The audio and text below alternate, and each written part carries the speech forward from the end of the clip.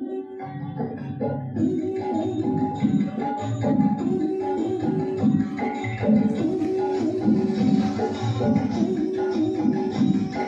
बोले मलम, मेरे प्यारे मलम, मेरा जीवन तेरे बिना ओ मेरे दिया है वो दिया कि जिसमें तेल न हो, कि जिसमें तेल न हो। मेरा जीवन तेरे बिना वो एक बाग है बहार जिसे अंदर गुजरे दूर दूर से गुजरे।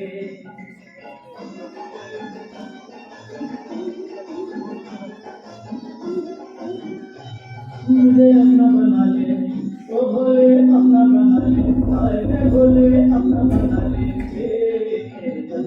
मेरा प्यार मेरा संसार मेरी मुझे अपना बना ले।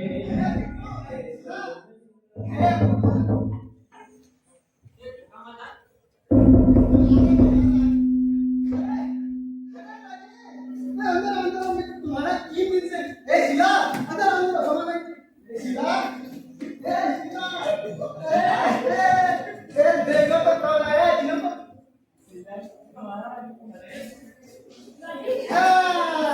ये है हमारा मित्र राजेश। राजेश ये है हमारा बेटा शीला।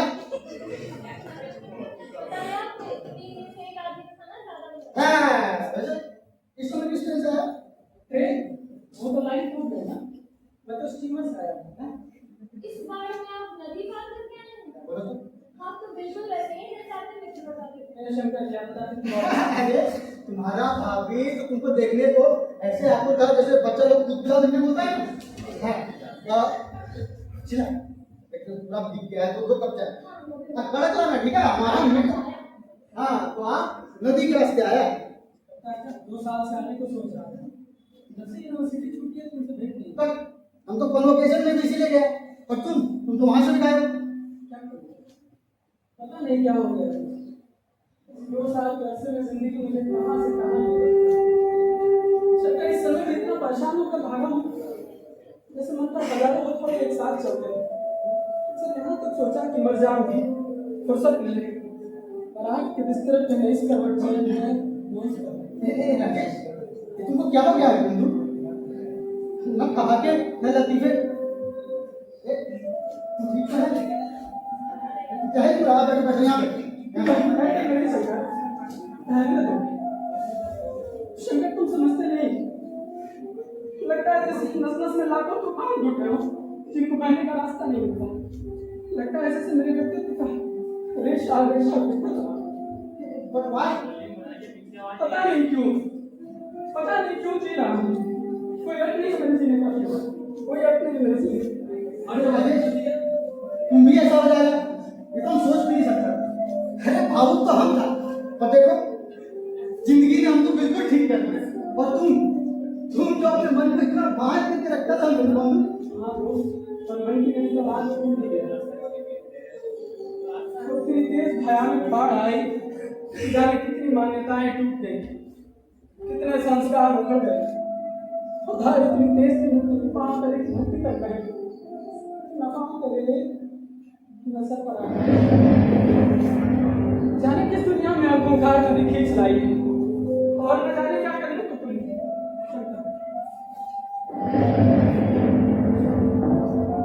न जाने क्या करने भवानी के गीत लिए शिला देखो तो जल्दी जाओ।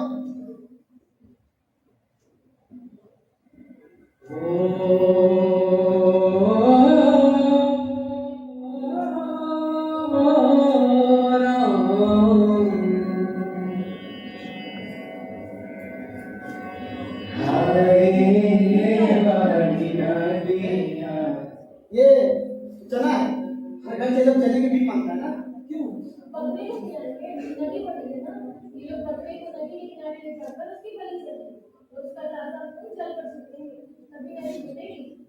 शंकर ये सच है? आप पहले तो हम लोग नहीं मानता था अरे इतने सालों से अपनी आंखों से देख चुका है कि कभी कभी तो इससे निकल नहीं सकता है मन के तरफ चढ़ जाता है मन में डूबने लगता है फिर कस्बे का भी आदमी अगर आपको कभी डर लगता है सच और जिया लेके सिला सिला क्या बोल जिया लेके मैं अंदर भी क्या हम अंदर भी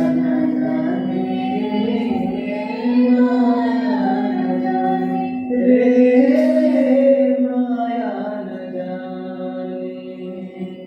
माया न जाने राजेश राजेश क्या सोच रहा है कुछ नहीं मैंने तो बताया सोच रहा हूँ जिंदगी कितनी खूंखार है हर जगह एक स्टेशन पर कई चाय लेके वहां से भाग कर यहाँ आया था कि कुछ नहीं मिले ये लोग हैं इधर देखो कितनी खुशी से मासूम जानवर की जिबा करने ले जा रहे हैं हर जगह यही होता है गाते बजाते हुए जिंदगी अपने शिकार को ले जाती है उसका खून लहरों पर छिड़कने के लिए ये शिकार मैं हूँ हाँ हाँ ये शिकार मैं हूँ और सोचा कि मरूंगा नहीं यहाँ मन को ताजा करूंगा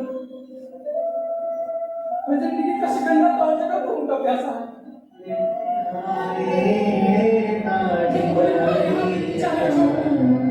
शंकर शंकर मैं मरना नहीं चाहता शंकर मैं मरना नहीं चाहता शंकर इसका ही मत करो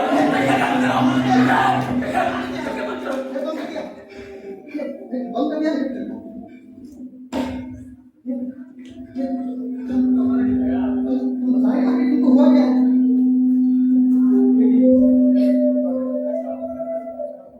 कोई नहीं है कहाँ पे बच रहा है कुछ नहीं बताइए क्या हुआ तुमको बताइए जो तो सोया नहीं ना उस दिन चुपचाप आराम करो आराम करो हाँ खूब आराम करो किताबें पढ़ो देखो पूरा अलमारी भरा पड़ा है तो इतना सारा किताब रखा है पढ़ो किताबें तरह की दरबारी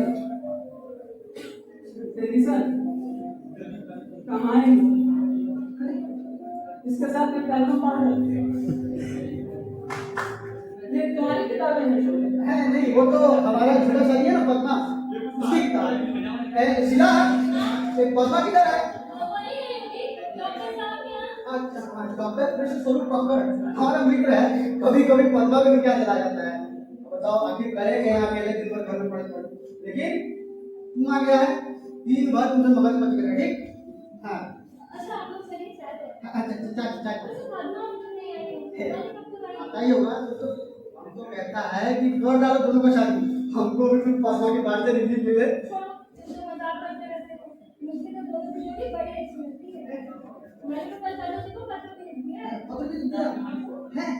अच्छा मिलेगा अच्छा चल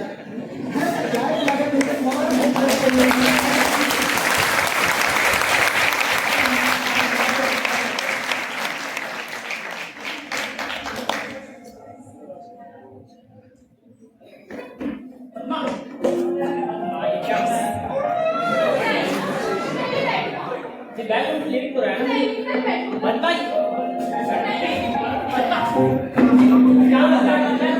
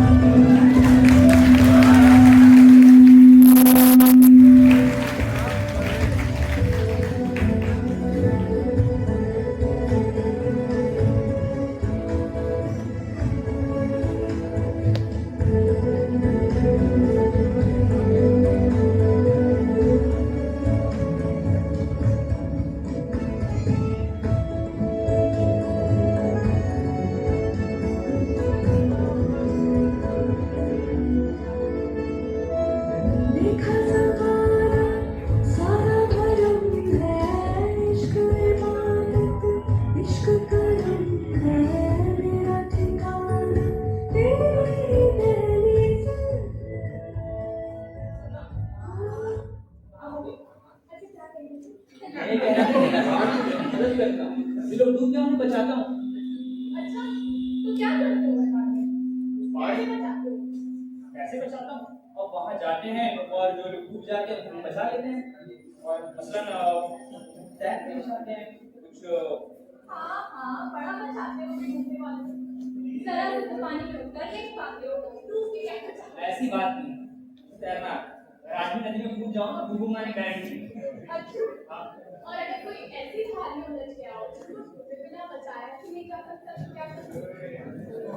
जब डूब ही जाओ तो बचाओ, क्या बच्चों जैसी बात है। यही तो तुम नहीं समझते डॉक्टर साहब कि डूबे बिना बचाया भी नहीं जा सकता। किसी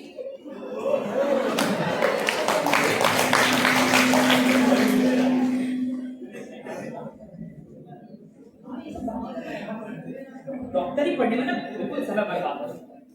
आज की दुनिया में मुझे नहीं पढ़ा, तो कम से कम मुझे इस ट्रेन की 2-4 बातें तो कर पाता हूँ। आज से मैं खुश हो जाऊँ।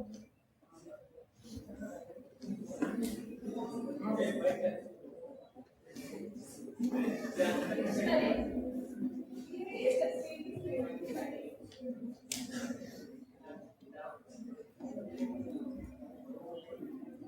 कृष्णा को कहा दिया भी ना, मैं उसमें भी ना चलने की रस्सी दे दूँ। बैठो भी मेरे साथ करेंगे। आपसे ठंडा नहीं था? अरे माँ, बाहर में लाखों के फंस गए। चलो तुम मदद करो। ना, कल ही गई थी मैं बाहर। रोते रोते मेरी आंखें बड़ी खराब हो गई है। कृष्णा एक चश्मा दिला दो। हाँ, और तुम्हें पता है चीनी ने कल चाचा जी के पास हमारे बारे में खत लिख दिया है। बाकी सब तो ठीक, पर हम सारस्वत हैं। अरे तो इसमें क्या हुआ? तुम ये तो सोचो कि हम लोग कितने खुश रहते हैं। माना कि मैं तुम्हारी तरह भावुक नहीं, मैं तुम्हारी तरह इंटेलेक्चुअल हूँ, लेकिन तुम ये सोचो कि हम लोग एक दूसरे की बात पूरी करें, इतना काफी नहीं। हाँ कृष्ण, सही बात। मैं कविताएं गाती हूँ, लेख पढ़ती हूँ, नॉवेल्स पढ़ती हूँ, लेकिन कवियों और लेखकों से मुझे बड़ा डर है। आगे तो इसमें से आत्मघाती होते हैं और आगे Neurotic। सही क्या? हाँ, पहले ना मुझे भी कविताएं बड़ी अच्छी लगती। साल भर पहले मैं सोचता था कि मैं भी कविताएं लिखूं। फिर ख्याल आया कि ये कविता लिखना मेरे पेशे में घटा।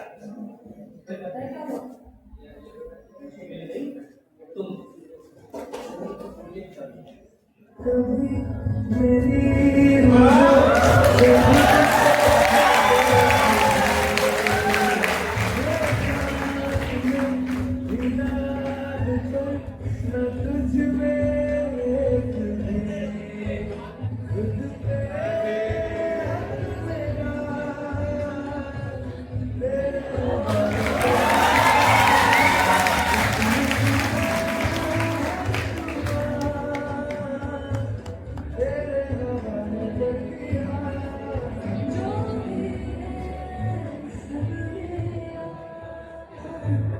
इसीलिए तो कभी कभी लगता है कि आदमी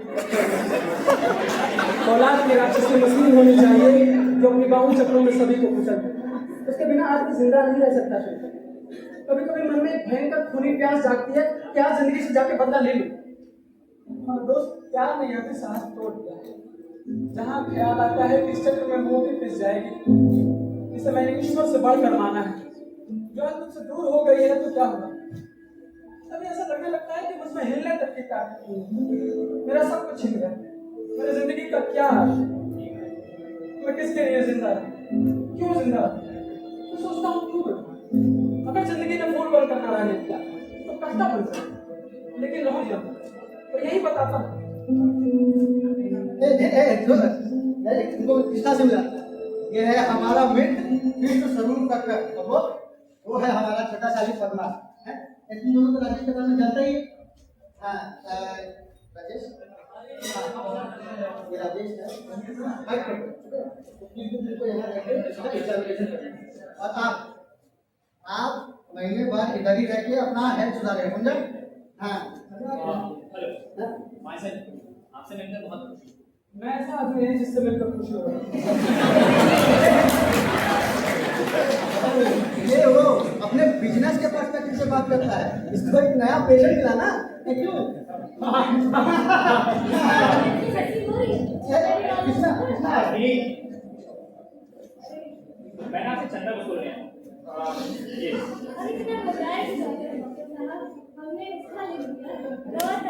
ये वो बात नहीं, अभी आप लोग हमको भी कोई बताएगा क्या है ये? भैया ये रिलीफ कमेटी के लिए चंदा का रसीद पार्टी हाँ जी है, बहुत अच्छा काम करता है। लो हम और हमारा मिसेज उनको ये 50 रुपए का लिख दो, ठीक है? लो तो देगा। हाँ ऐसा पता है आपने कुछ लिख देते तो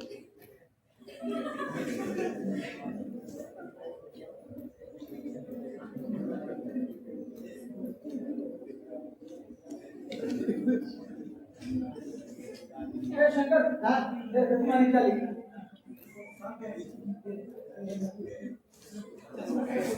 इनको हिंदी में तो मैं जब आदमी के सामने जिंदगी की दिशाएं धुंधली पड़ जाए तो वो जिंदगी के सही सजा न भूल सके तो उसका जिंदा रहना, उसका अहंकार और कायरता उसे आत्महत्या करती है। ये तुम्हारा फोटोग्राफ बुक नहीं रहता, इनकी चंदा की रसीद है। इसमें चंदा लिखा जाता है। ये संदेश में चंदा चाहिए। सॉरी काहे का चंदा? क्यों क्यों ये क्या बात? इससे हम लोग की मदद करते हैं जो बाढ़ में फंस जाते हैं उनकी सहायता करते हैं। क्यों मदद करते हैं? क्यों बचाते हैं? क्यों सहायता करते हैं?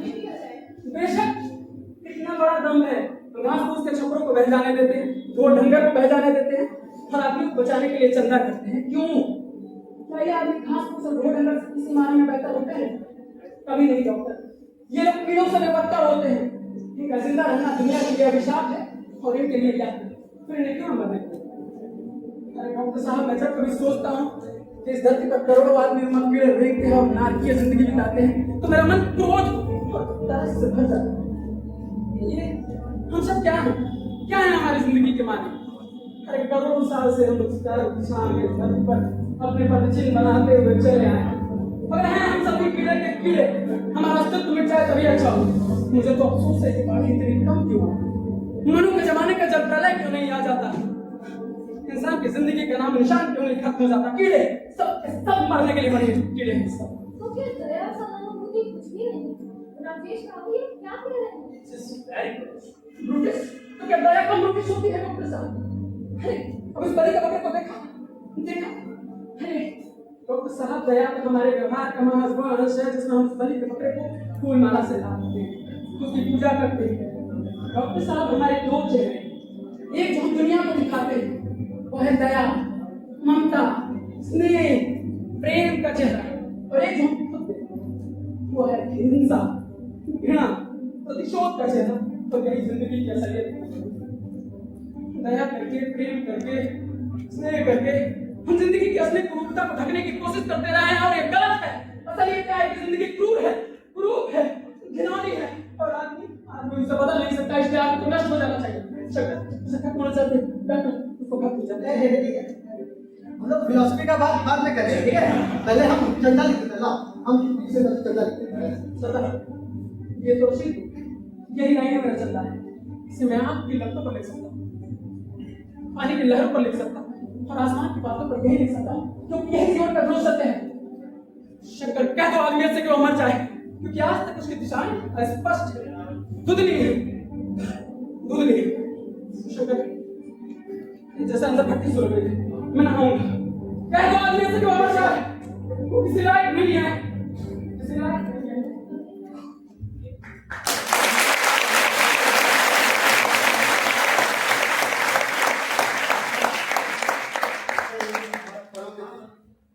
लेखन बड़ा अच्छा है। हिंदी गाना इरोटिक है, मनोरोग शंकर भैया बहुत गंभीर बात करते हैं, आप समझ नहीं सकते। मैं चलता हूँ शंकर भैया, मुझे लेट हो रहा है। और ये बात का हाल कैसा है? अरे जीजा, सब जगह पानी आता है, मंदिर पर भी चढ़ फिर कोई बेचारा कि मरेगा ही। ये सब अंधविश्वासों पे विश्वास मत कीजिए शंकर, आप अपना ख्याल रखिए। उन्हें आध्यात्मिक प्रवृत्ति बहुत ज्यादा है, संभालिए। अरे सुनते हो, उन्हें दिल का दौरा फिर से आ गया। अरे कृष्णा, उसको दिल का दौरा आ गया।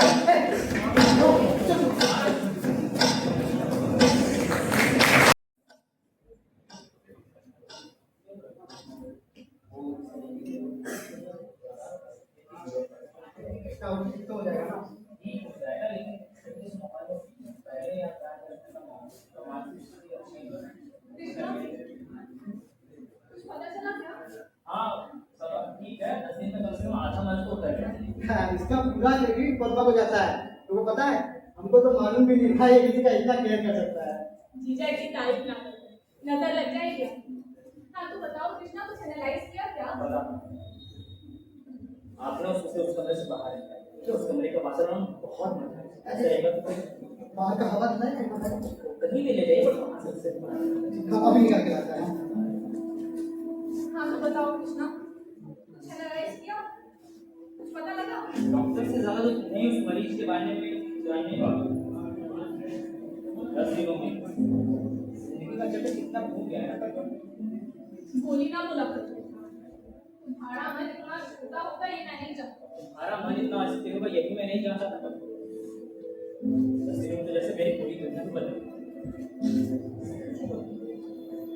तुम्हें मेरे बारे में जरा भी दिलचस्पी नहीं है। वो न्यूरोटिक कान खुलने वाले सब कुछ हो गया। कृष्णा ऐसी बातें सुनने की मैं आती हूँ। मैं जो भी है मैं उन्हें ममता करती हूँ, श्रद्धा करती हूँ, प्रेम करती हूँ। नहीं नहीं अभी कौन आ देर नहीं लगती।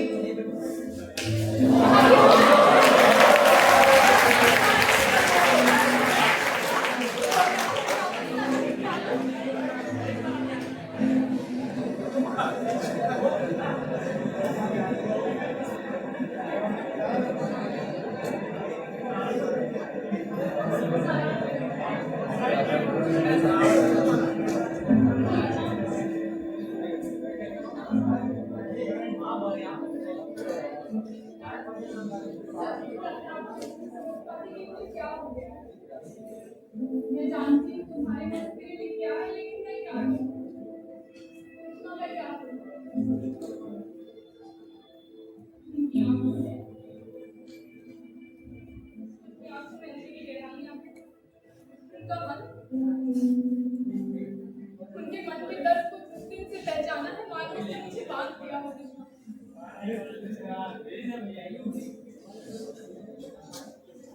लगता है जैसे उनके दर्द में जरा सी कमी हो सके तो मेरा सारा व्यक्तित्व सार्थक हो जाए। उनका प्रेम, उनका दर्द, मेरे सारे व्यक्तित्व और सारे प्यार से बड़ा है कृष्णा। यकीन मानो मैं उनसे प्यार नहीं करती, नहीं करती। लगता है जैसे उनकी आंखों में अंधेरी गहराइयां हैं जिनमें झांक के मुझे डर लगता है। लेकिन ना जाने कैसा जहरीला जादू क्यों नहीं।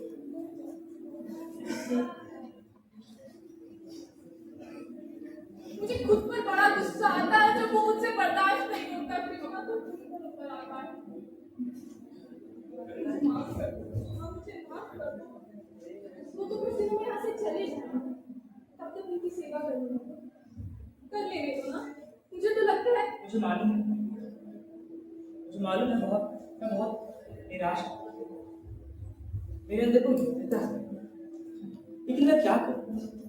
मैंने जीवन में जो कुछ ऊंचाइयां पाई हैं, जो कुछ भी देखा है, वो सिर्फ तुम्हारी वजह से।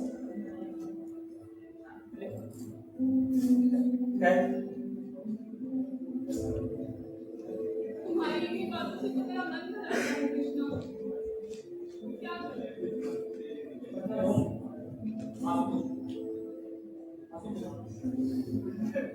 जैसी भी हो मुझे स्वीकार आज की तुम ये बात समझ पाते। चलो चलो मैं बताता हूँ कि तुमने क्या बताया, क्योंकि पहले आप ठीक है। हाँ अच्छा, तुम्हें पता है उन्हें आत्महत्या करने की प्रवृत्ति कहाँ से आती है? वो इतने आत्मघाती क्योंकि वो लड़की से। छी कृष्णा, उन्हें इतने नीचे ना घसीटो। तुम्हारी वजह से वो उचित नहीं हो जाएंगे।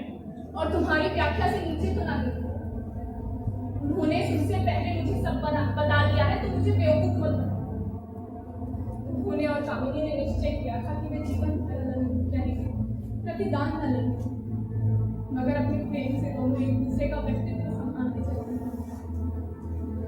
पर अब कामिनी धीरे धीरे मुरझा रही है, मुझे संभाल नहीं पा रही। उनके सामने जीवन का एक अर्थ था और उनका जीवन निरर्थक हो मैं कितनी गहराइयों से सोचते हैं कृष्णा, ये तुम समझ नहीं सकते। तुम तो समझती हो। हाँ समझती हूँ, और तुम्हारे इस तरह कहने से डर नहीं जाता। तुम तो उनके पैरों की धूल बराबर भी नहीं, तुम जिस ऊंचाई से सोचते हैं तुम्हारे से सोच भी नहीं सकते। क्या मैं नहीं सोचती, मुझे सोचना चाहिए। ईश्वर ना करे कि मुझे उस ऊंचाई से सोचना पड़े। शाम में बदल सकती है मुश्किल आदमी सोच कर जी।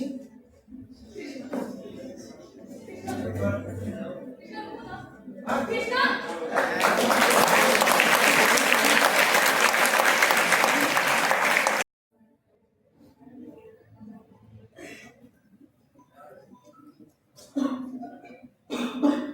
पद्मा, एक बात पूछ रहा है।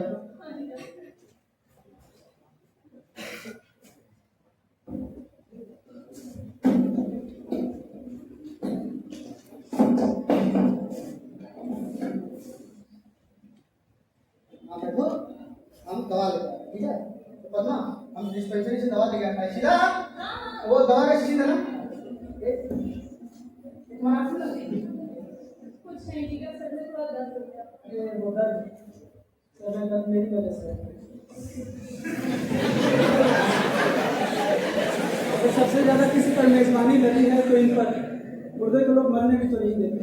हमारे आपके दुश्मन, आपके बिना हमारे लीला विधवा नहीं हो जाएगी।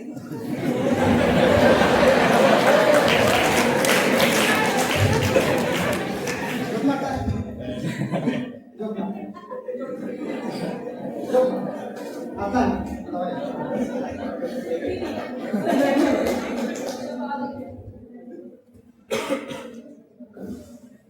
राजेश बाबू, अब तुम भी शादी कर लो। शादी कर लोगे तो बिखरा हुआ मन बन जाएगा और धीरे धीरे सब ठीक हो जाएगा। क्षमा करो भाभी, ये इतना प्रायश्चित काफी नहीं।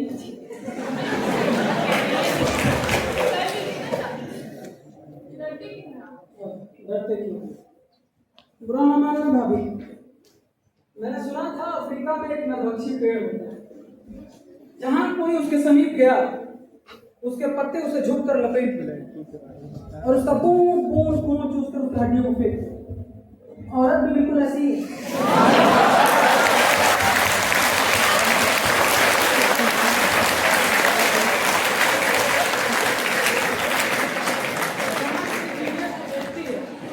वो अपनी बाहों में कस लेती है और उसके व्यक्तित्व को, उसके जीनियस पना को चूस चूस कर उसे फेंक देती है।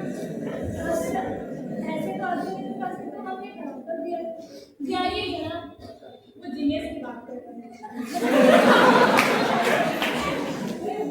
जीनियस और लड़की, ये सबका अंतर विरोध है।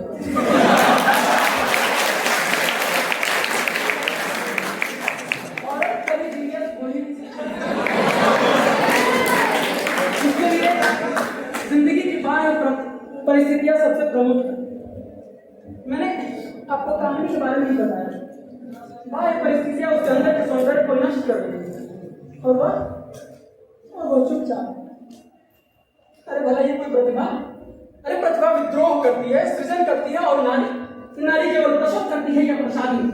प्रसव की भूमि, क्षमा कीजिएगा, यही है पद्मा। इनकी बेच पर ये कमाई नहीं रखी है और इसके ऊपर भी टैटू पाओ। अरे जरा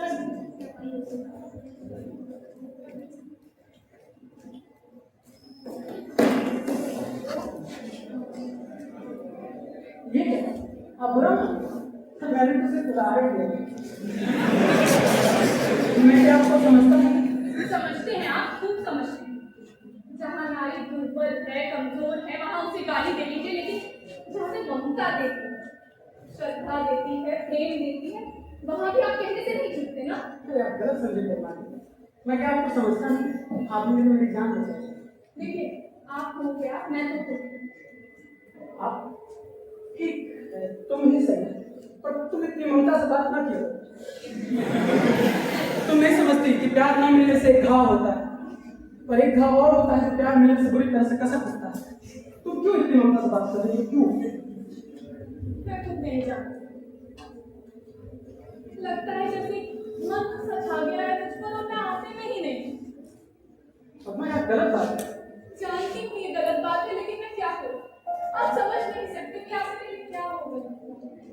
एक छाया थी जो मेरे सपनों में बार बार आती थी, मुझे पुकारती रहती थी। मैं उसके पीछे जाती थी, लगता था पर वो चली जाती। आपको पागल लगता है जब मैंने उस छाया को पा लिया, उस छाया को पा लिया है। पमा, ये क्या कर रही है? कह रहे हैं मैं नहीं कहूँगी, लेकिन जो कह रही हूँ वो अक्षर अक्षर से ही। मैं कविताएं गाती थी, नॉवेल पढ़ती थी, गीत गाती थी, लेकिन आपको पागल लगता है जैसे उन गीतों की आत्मा को पा गई। आपको पता है आदि आपने क्या किया? आदि कि आपने मेरा चित्र पलट दिया, मेरा व्यक्तित्व पलट दिया। आपको बताइए क्यों किया था? क्यों किया था आपने ऐसा? क्यों मुझे उन गहराइयों में उतार दिया जहां आपके सिवा कोई नहीं? लेकिन पापा डॉक्टर है।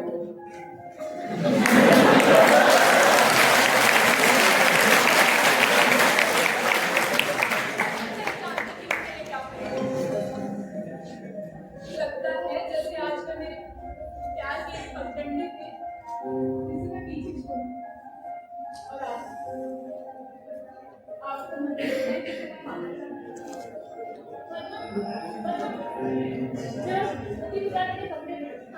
जल्दी जाना। राजेश बाबू, आज रात के खाने में क्या बना? कुछ भी बना दो। मुझे वाला अच्छा लगता है। हाँ भाई। अरे कृष्णा, आपने इनसे आज कुछ बातें करी पूरे दिन के लिए। हाँ आप बातें करते हैं। नहीं डॉक्टर, कैसे आना होगा डॉक्टर? सब ठीक है? मैंने आपकी चाल नहीं करा।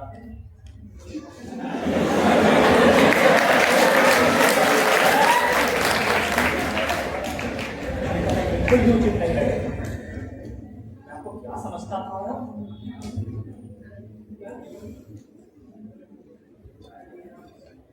चुप भी जैसे कुछ पता नहीं। अबे चुप रहे, क्या काम करना चाह रहे हैं? हाँ? लेकिन मेरा क्या दोष है इसमें? दोष है आपकी बातों जिनमें आदमी को बेहोश कर देगा। हालांकि मैं आपकी तरह इंटेलेक्चुअल पेशेदार बातें नहीं कर सकता, ना ही आपकी तरह व्यक्तित्व में मेरी आग, लेकिन इसका ये नहीं मतलब नहीं कि मेरा वो सब कुछ छूट जाए जो कि मिला। मेरा सब कुछ बर्बाद कर काटे हुए आप जहर घोला में जानते हैं।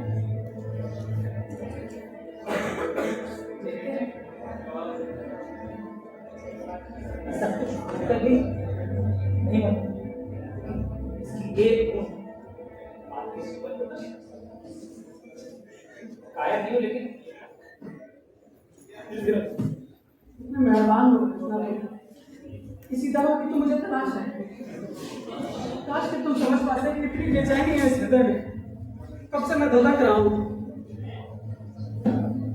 मैं खुद तुम लोगों की जिंदगी के बीच से हट जाना चाहता हूँ।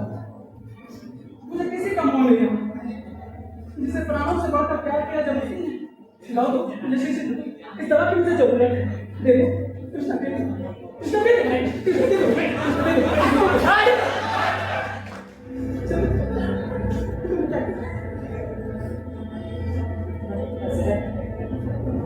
मैं डॉक्टर हूँ, मेरे पास जमाना में मालूम नहीं है कैसे यह काम तो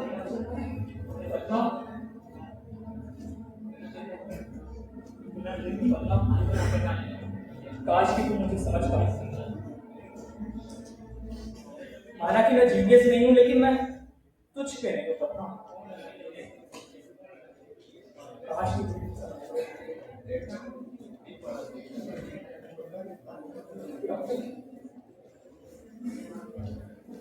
मुझे कोई नहीं समझता। कोई नहीं डॉक्टर, कृष्णा मैं समझता हूँ। मैं तो समझता हूँ, मैं इतना तुच्छ हूँ। कैसा उल्टा नसीब है मेरा कि जो मेरे संसर्ग में आता है उसे खा लेता हूँ। मैं तुम्हारी जिंदगी के बीच चला जाऊंगा। मैं समझता हूँ, मैं समझता, कोई नहीं समझता। मैं समझता हूँ। कोई भी नहीं समझता।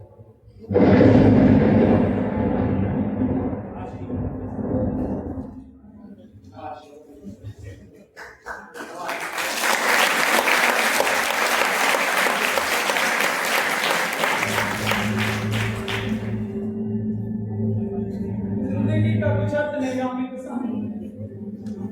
के साथ जिस वातावरण में जाता हूँ वो ये सबकी जिंदगी मेरे बर्बाद हो गई।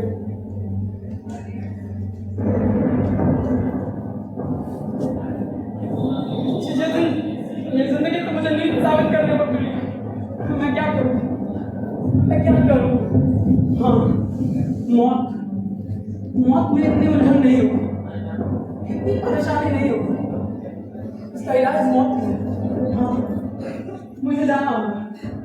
दुनिया में बहुत चुकी, जिंदगी बहुत संकरी, मुझे जाना होगा, मुझे जाना ही होगा, मुझे जाना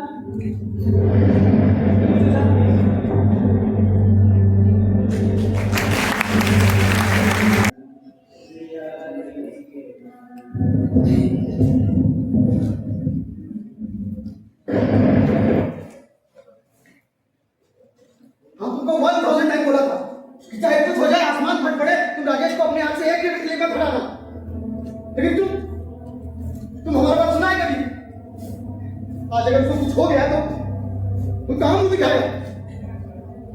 कुछ पता लगा जीजा? कुछ नहीं। पुलिस स्टेशन गया, बल्लाहों से बात की, जांच हुआ, कोई जवाब नहीं आ रहा।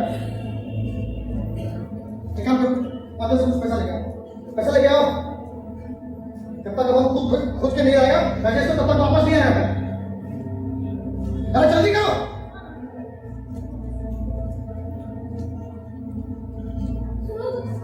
ये खाओ तुम, हम तो जहर खाओ।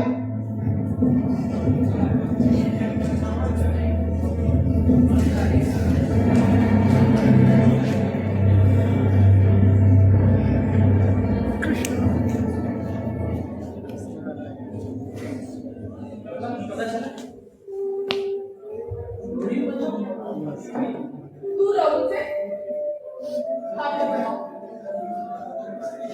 तुम इससे पशु हो ये मैं नहीं जानती।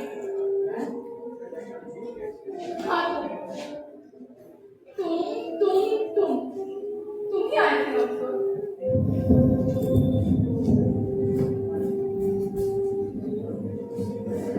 ये शीशी तुम्हारे किससे थी?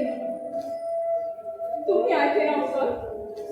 बोलो, मैंने अपनी दीदी को देखा, अभी पुलिस को बुला सकती हूँ? क्या बिगाड़ा? क्यों किया ऐसा? शादी तो नहीं करती। किस तरह किस करनी क्यों किया? उनकी हत्या तुमने क्यों? नहीं सुनती है तुम्हारी। चले जाओ यहाँ से, मुझे तुम्हारी शक्ल नहीं देखनी। नहीं सुनती तुम्हारी बात। क्यों नहीं समझते? चले जाओ यहाँ से, मर जाओ जाके।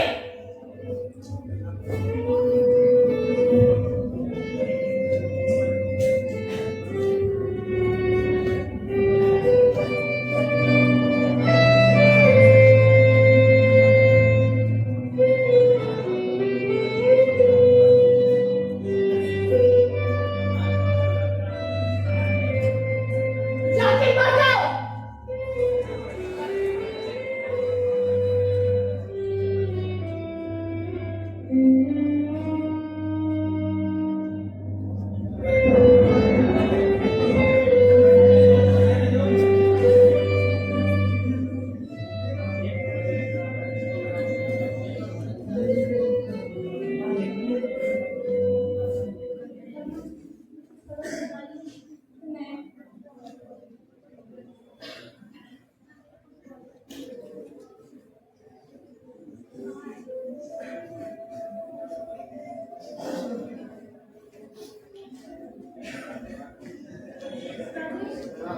राजेश, अंदर आ जाओ।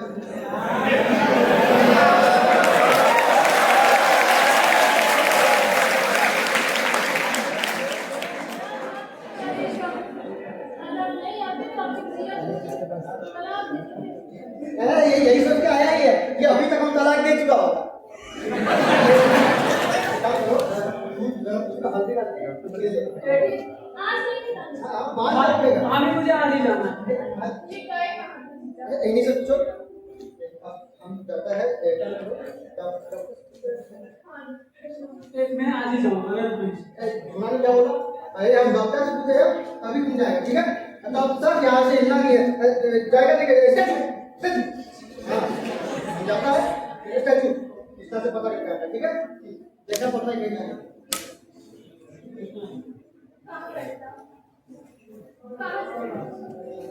आपको सच किसी की चिंता नहीं है ना? कितना परेशान हो गए? कहाँ चले गए थे? बोलिए ना। अजब सी बात करता था। तो विश्वास करो, मैं गया था देवी के मंदिर घूमने।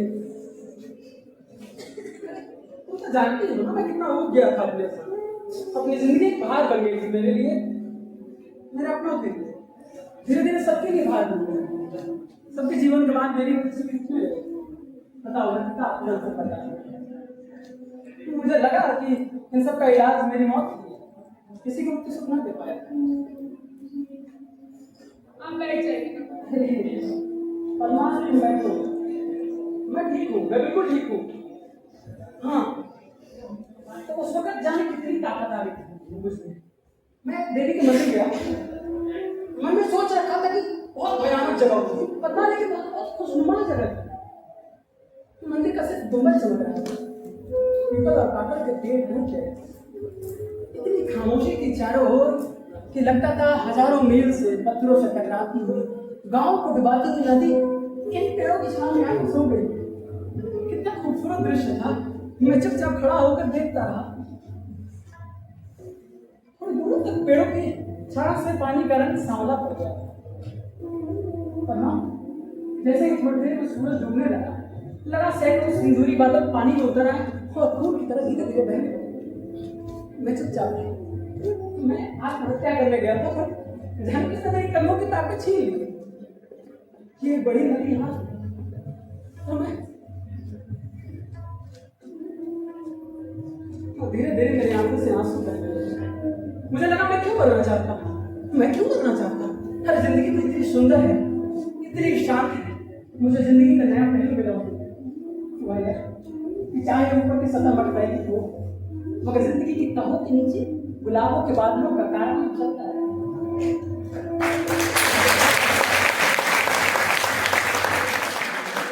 क्रूरता के नीचे तो सौंदर्य है, प्रेम है, और सौंदर्य और प्रेम क्रूरता को चीर कर कहीं नीचे धंसा होता है, जिसे देखने के लिए इन सहज आंखों में नया सूरज होना चाहिए।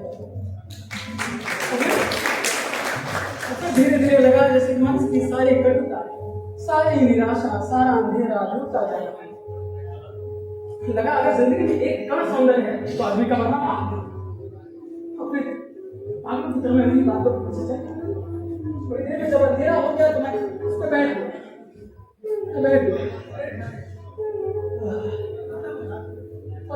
थोड़ी देर में उधर कुछ सियार वे लोग शायद किसी लाश को घसीट रहे हैं। मुझे देखकर भागे, मैं समीप गया, देखा एक 10-12 साल का लड़का है, कभी उसकी सांसें चल रही। हाँ,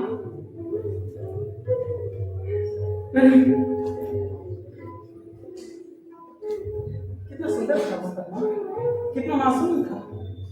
उस तरफ सितारे थे, इस तरफ लाश, और बीच में मैं इसकी रखवाली कर रहा था, और मैं रखवाली कर रहा था। लग रहा था आसमान से अजब सी शांति मेरी आत्मा को बरस रही, मेरे व्यक्तित्व के रिश्तों से सुलझते जा रही है। और ये लड़का वो चिरंतन जीवन है जिसकी रक्षा मैं युगों से करता आ रहा हूँ, और इसी सौंदर्य की रक्षा मैं युगों तक करता रहूंगा। जिंदगी नील कमल की तरह मेरे सामने खड़ी है। लगा आपने सारी तकलीफ और दर्द के बावजूद इसलिए जिंदा है कि वह सौंदर्य एवं जीवन की खोज करे, उसकी रक्षा करे, उसका निर्माण करे, और सौंदर्य के निर्माण के दौरान बहुत विविध सुंदर। इसीलिए तो मैं इस जीवन में वापस लौटा, मैं टूटा और कमजोरी के सामने लड़ूंगा, सौंदर्य का सृजन करूंगा और सुंदर बनूंगा।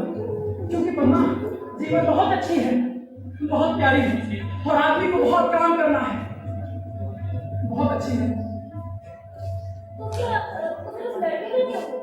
उस लड़के को रिलीफ के नाम ले गई भाई। मैं इधर आ रहा था तो शंकर भैया मिल गए। मैं अच्छा, आप दूध पीजिए ना, कल जाएंगे। तो आप जा रहा हूँ पद्मा, क्योंकि मेरी जगह तो वही है जहाँ टूटता है, जहाँ मेरे सपने टूटते हैं, क्योंकि वहीं मुझे लड़ना है। मैंने आज जीवन का सत्य बताया, उसे लेकर कामनी के पास जाऊंगा और फिर पूरी दुनिया के पास, और अगर कोई नहीं मिला तो बिल्कुल अकेले चलूंगा, लेकिन हाँ तुम। अरे पद्मा, यह मोह गलत है, मुझे तो जाना ही है पद्मा, लेकिन तुम मेरी बात सुनो, मेरी बात मानो। मैंने कभी आपकी बात टाली है क्या? देखो पद्मा, कृष्णा को तुम्हारी जरूरत है। मैंने भी आज जिंदगी में यही सीखा है और तुमसे भी यही कहूंगा कि दूसरों की जरूरत के लिए जिंदा है, अपने लिए नहीं। तुमने मुझसे प्यार किया, मुझे नहीं पता। अरे ऐसा नहीं करते पंडित, तुम केवल मुझसे मुक्त रहिए, एक बौद्धिक समूह होगा, उससे समझौता कर लेना, उससे समझौता कर लेना। उसके पास भाषा नहीं है मगर इतना बहुत बड़ा है, उससे समझौता कर लेना, फिर अपने ज्ञान में बुलाओ नहीं बुलाऊंगी। तो क्या सचमुच आज ही जाऊंगी? हाँ भाभी, मुझे आज ही जाना पड़ेगा। मुझसे बात कर। नहीं भाभी, मुझे आज ही जाना है। पता जरा मेरी अकल भाभी, मेरे ऊपर कुछ कपड़े रह गए।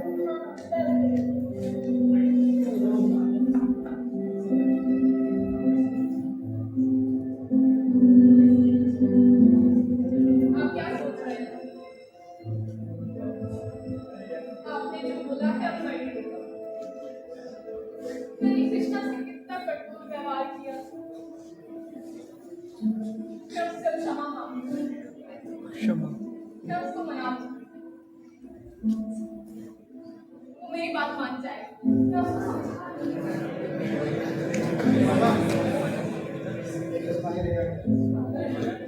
कृष्णा आ गए क्या? शंकर, मेरा मन ना चाहा है, आज ही जाऊंगा मैं। शंकर, कृष्णा मुझसे ना तो मिलने नहीं आएंगे मुझसे? क्यों? कुछ सोचना है? कभी नहीं आएगा। क्यों?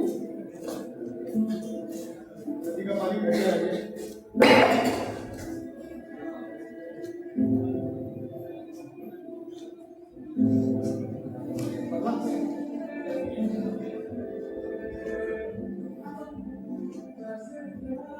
मैं कपड़े नहीं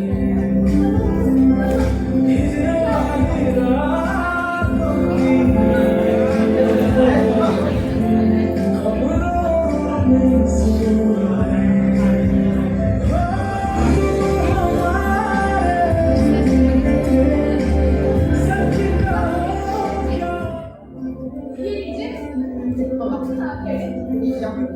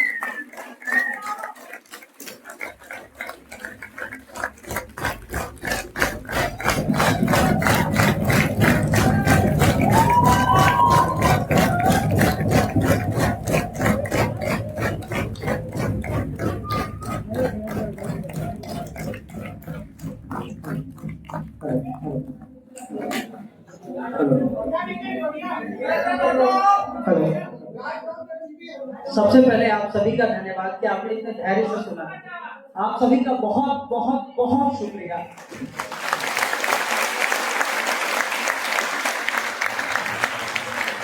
आप सब बहुत अच्छी ऑडियंस है। आज से पहले मुझे इतनी अच्छी ऑडियंस नहीं मिली थी, उसके लिए शुक्रिया।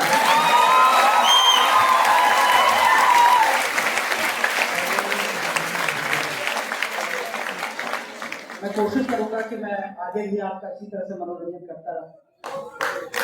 सबसे पहले मैं अपने पात्रों का परिचय करा दूं। ओम प्रकाश, डॉक्टर कृष्ण शंकर दत्त की भूमिका में समीर तिवारी,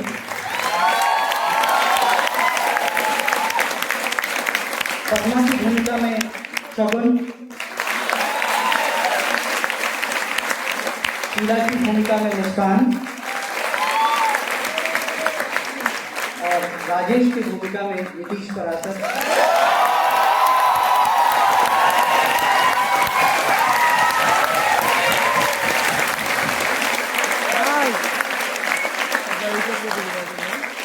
देखिए, किसी भी नाटक को देखने पर जितना ये हिमखंड की भांति होता है, जितना ऊपर होता है उससे कहीं गहरा नीचे होता है। तो हमारे साथ साउंड डिजाइनिंग में सत्यजीत,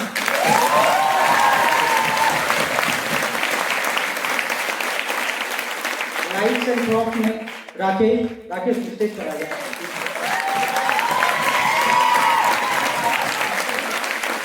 उनकी मदद की थी प्रॉप्स बनाने में, लाइट डिजाइनिंग में अथर्व ने। अथर्व प्लीज।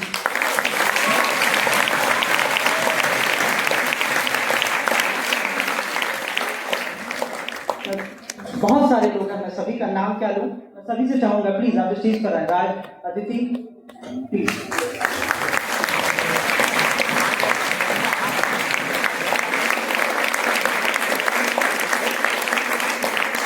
रोशन आप भी हैं।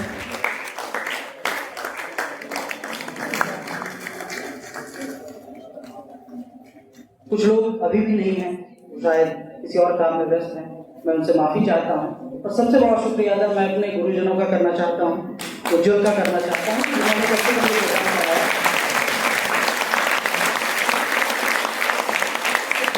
मेरे सर के लिए डॉक्टर राहुल चंद्र,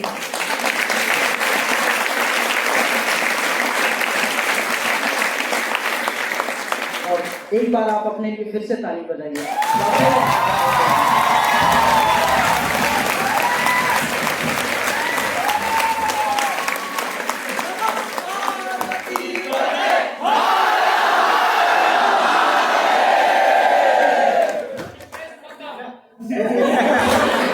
एक बार डायरेक्टर के लिए ताली।